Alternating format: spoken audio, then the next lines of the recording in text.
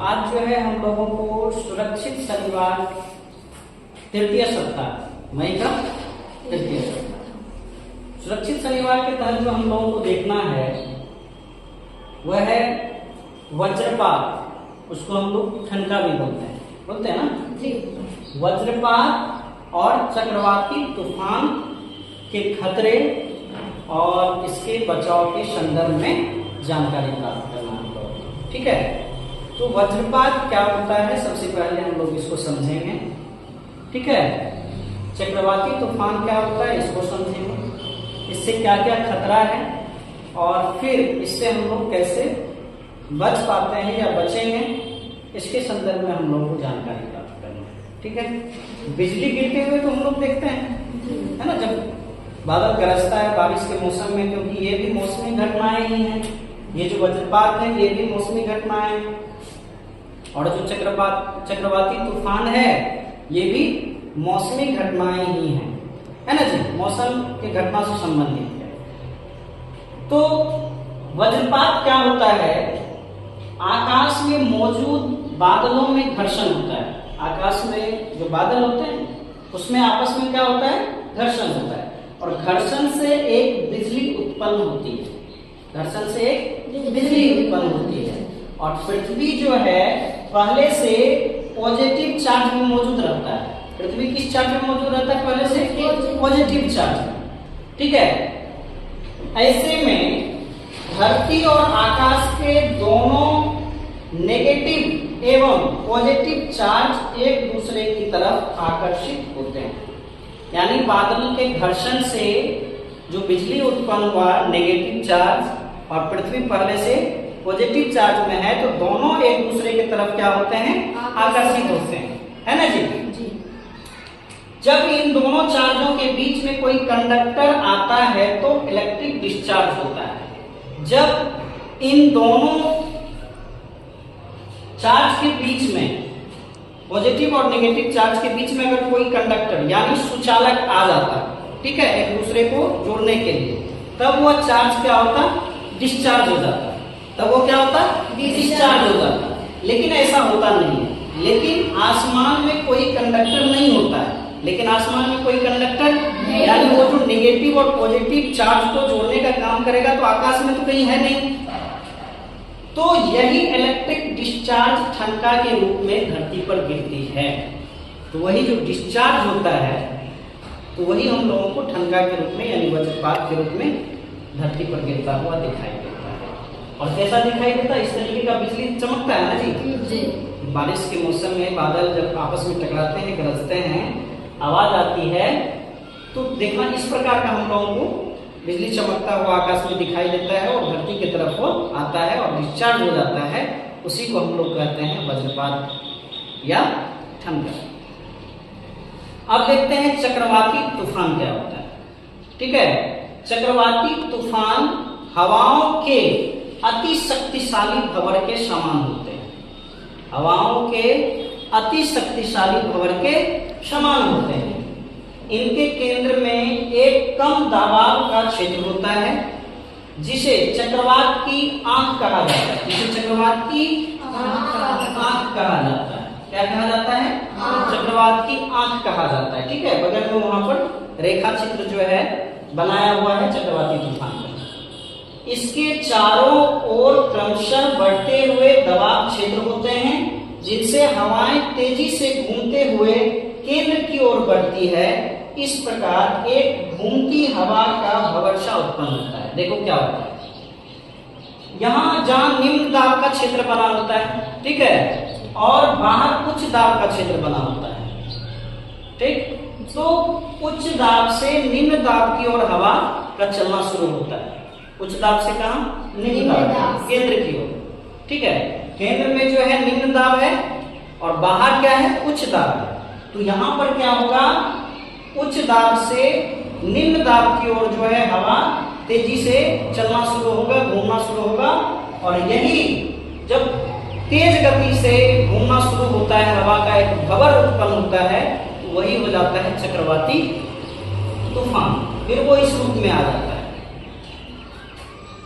ठीक है, वो कैसा दिखता है हम लोग को, चक्रवाती तूफान इस रूप में दिखता है। और ये जो चक्रवाती तूफान है, इसकी हवा की जो रफ्तार है वो 100 किलोमीटर प्रति घंटा से भी अधिक होता है ना जी। और इससे समुद्र तटीय क्षेत्र में, खास करके जो समुद्र तटीय इलाका है, वहां पर बहुत ही भारी नुकसान होता है। और उससे सटे हुए जो भी इलाके हैं समुद्र तटीय क्षेत्र, और उसका प्रभाव वह निर्भर करता है कि कितनी तेज रफ्तार से हवाएं चल रही हैं। ठीक है, वो कितना दूर तक अपनी चपेट में ले सकता है, तो उतना दूर तक उसका प्रभाव पड़ता है और जान माल की हानि होती है ना। और वज्रपात से भी क्या होता है, हम लोगों को जब गिरता है, इसकी तेज आवाज से हम लोगों का जो नर्वस सिस्टम है उस पर प्रभाव पड़ता है और आदमी का हार्ट अटैक आ जाता है, मर जाता है। नहीं, शरीर जल जाता है। इसलिए हम लोगों को जब बारिश हो रहा हो, बिजली चमकता हो, बादल गरजता हो, तो उस समय हम लोगों को बाहर में नहीं रहना चाहिए। हम लोगों को बाहर नहीं रहना चाहिए और किसी वृक्ष के पास भी नहीं रहना चाहिए, क्योंकि जो डिस्चार्ज होने के लिए कंडक्टर चाहिए, उसके रूप में अगर तुम वृक्ष के पास हो सकता है कि अगर वृक्ष पर गिर जाए, है ना, पृथ्वी डिस्चार्ज होने के लिए बिजली, तो फिर तुम उस चपेट में आ जाओगे। इसलिए हम लोगों को कभी भी बारिश के मौसम में, जिस मौसम में वज्रपात होता है अधिकांशतः, ठीक है, उस मौसम में हम लोगों को घर से बाहर नहीं निकलना चाहिए। क्या तुम लोग नहीं निकलोगे ना? घर से बाहर हम लोगों को नहीं निकलना चाहिए। हम लोगों को, जो हम लोग आम चुनने के लिए चले जाते हैं, जामुन चुनने के लिए चले जाते हैं, खजूर चुनने के लिए चले जाते हैं, है ना जी, तो हम लोगों को ऐसा नहीं करना चाहिए और किसी भी वृक्ष के नीचे हम लोगों को नहीं रहना चाहिए। और जो बिजली तार है, खंभा है, उससे भी हम लोगों को बच करके रहना चाहिए। जो बिजली का कंडक्टर है, यानी जो सुचालक वस्तुएं हैं आसपास घर में भी, है ना, उसको भी हम लोग अपने पास से दूर रखेंगे, तो हम लोग जो है वज्रपात से बच सकते हैं, है ना। और देखा होगा बिल्डिंग पर, बड़ा बड़ा जो बिल्डिंग होता है शहर में, देखा होगा कि जो वज्रपात से बचने के लिए वहां पर एक छड़ निकला हुआ रहता है। ठीक है, वो क्या करता है, कंडक्टर के रूप में रहता है, उसको त्वरित चालक बोलते हैं, और फिर वो डिस्चार्ज हो जाता है वहां पर आकर के, तो उसका प्रभाव नहीं पड़ता है।